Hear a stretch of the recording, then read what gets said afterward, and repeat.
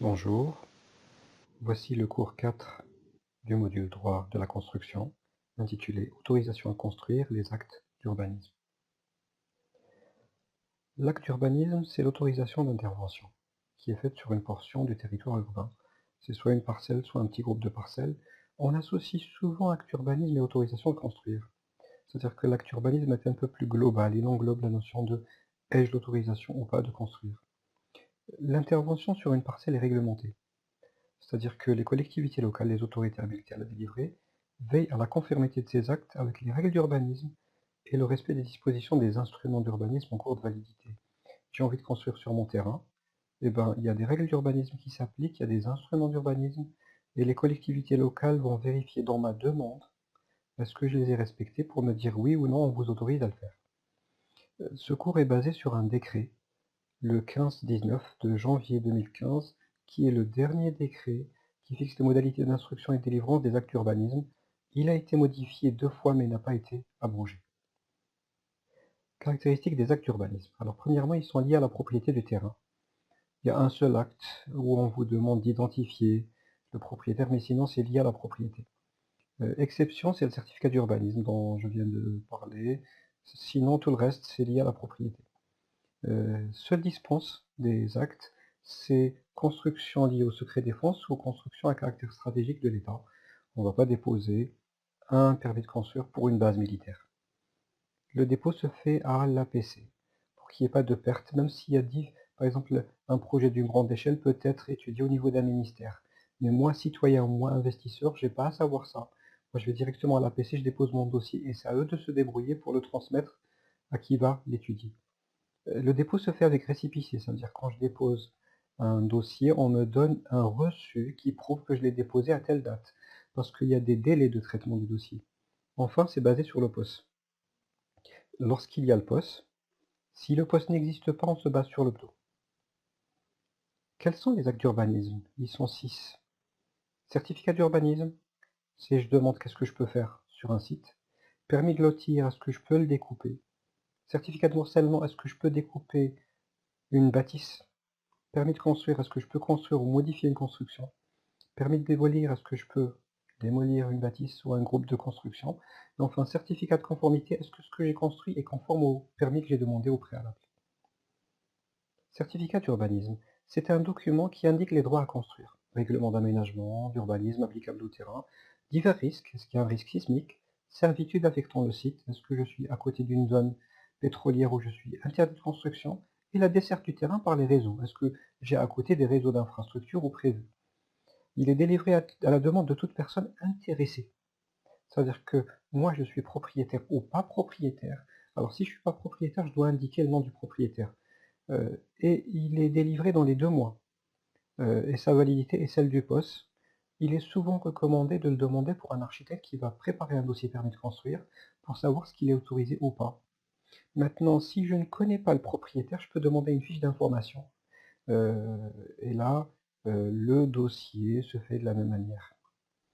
Deuxièmement, le permis de lotir. Alors le permis de lotir, c'est la réalisation de toute opération de division en deux ou plusieurs, d'une ou plusieurs propriétés foncières, quelle que soit sa localisation, si un ou plusieurs lots résultants doivent servir à l'implantation d'une construction. On ne fait pas de division si on ne va pas construire. Donc c'est comme si j'ai un lot ou plusieurs lots, je vais faire un lotissement, je vais les découper pour que chaque lot serve à une construction ou à un aménagement. Il était délivré à la demande du propriétaire, là c'est systématique, je ne peux pas lotir un terrain qui ne m'appartient pas, ou quelqu'un que je mandaterai, quelqu'un à qui je donnerai une procuration, dans un délai qui ne peut excéder 3 mois en tout état de cause. Ça veut dire que si je dépose la demande, on doit me répondre dans les 3 mois. Le dossier en 5 exemplaires comprend plan de situation, les plans au 200e ou au 500e relatifs aux limites, courbes de niveau, raccordement, l'eau, stationnement, forme urbaine, notice qui précise traitement des eaux, émissions de gaz et de bruit, liste des lots et des surfaces, il y a les plans des lots, il y a la liste des surfaces, les besoins envers des servitudes, etc. Programme des travaux, y compris le coût, cahier des charges qui fixe les règlements des voies et réseaux divers et des constructions. Ce cahier de charges, même si plus tard moi j'achète un lot, eh ben, je dois respecter ce cahier de charges. Par exemple, si le cahier de charges a prévu que je ne peux pas dépasser R+2, ben moi quand j'achèterai mon terrain, je ne pourrai pas dépasser les R+2, je serai confronté à ce cahier de charge. Maintenant, on a fait un lotissement. Ces lotissements ne sont pas viables, il faut les viabiliser. Et ben, c'est le propriétaire du terrain qui doit le viabiliser. La vente ou la location de terrain compris dans un lotissement est subordonnée à la remise par l'autorité qui a délivré le permis de lotir d'un certificat de viabilité, qui mentionne l'exécution des travaux et les prescriptions imposées dans l'arrêté portant permis de lotir. Ça veut dire que si je veux vendre un terrain et je prépare un lotissement, je ne peux pas directement vendre les lots. Il faut que je les viabilise. Je ne peux pas vendre de lots non viabilisés. Et de l'autre côté, quelqu'un ne peut pas acheter un lot qui n'est pas viabilisé. C'est plutôt pour protéger ceux qui achètent des terrains pour des constructions. La demande de certificat de viabilité est accompagnée d'un dossier comprenant principalement les plans de recollement. Les plans de recollement, c'est les plans qu'on fait à la fin, parce que les plans qu'on a fait dans le permis de lotir peuvent avoir été sujets à des modifications. Enfin, l'acte de vente ou de location porte les références de ce certificat. Si je vends un terrain, il doit porter les références de ce certificat, y compris pour les lots comprenant des constructions existantes dans le lotissement à créer. Le certificat de morcellement, on peut être perdu pour se dire j'ai morcelé des parcelles de terrain, j'ai loti des parcelles de terrain.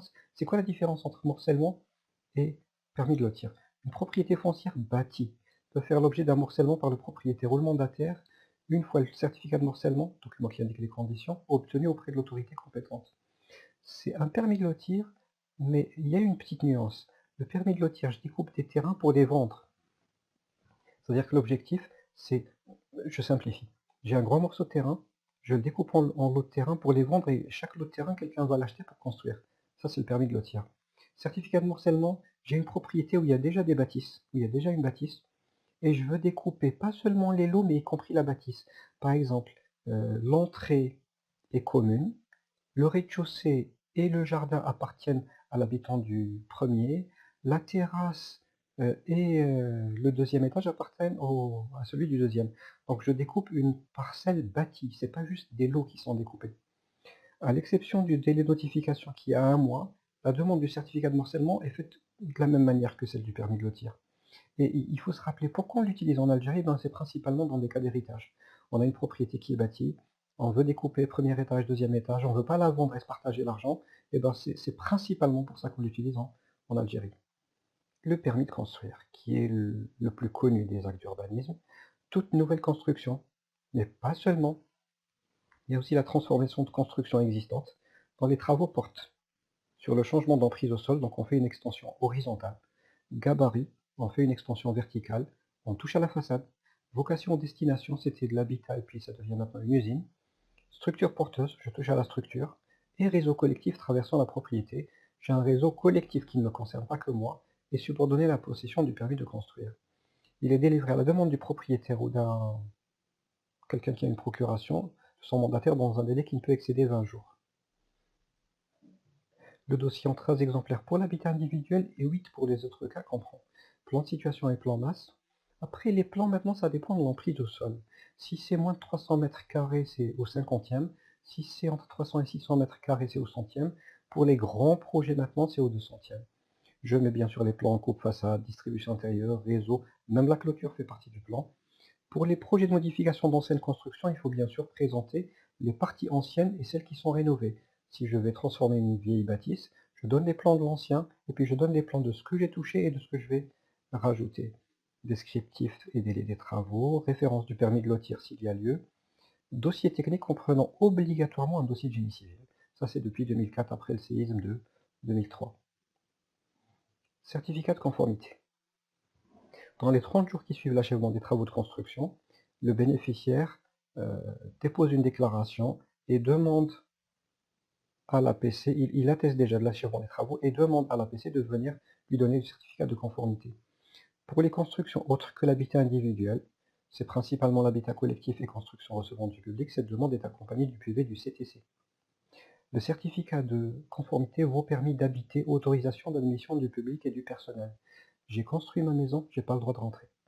Je dois avoir ce certificat de conformité qui va prouver que ce que j'ai construit, c'est ce que j'ai demandé au départ et ce qu'on m'a autorisé à faire. J'ai demandé R+1 avec 4 chambres, j'ai construit un R+1 avec 4 chambres. Selon les plans que j'ai remis, on me le donnera.